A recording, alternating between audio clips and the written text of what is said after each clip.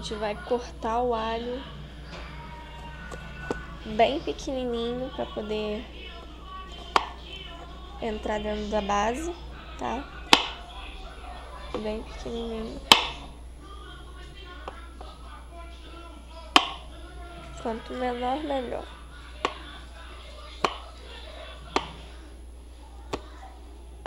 A gente não vai usar isso tudo, porque é muito cravo, a gente vai botar inteiro, tá?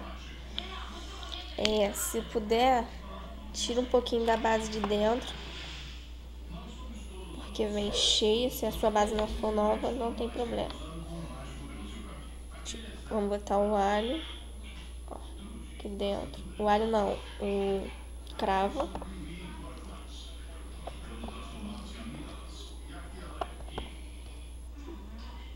Você bota a quantidade que você quiser, tá?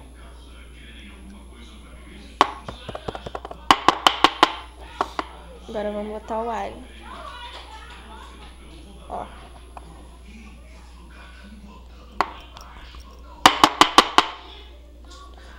Tem que bater porque fica muito...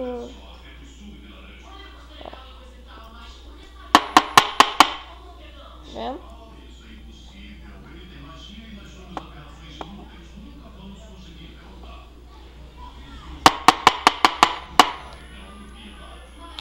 Agora é só sacudir.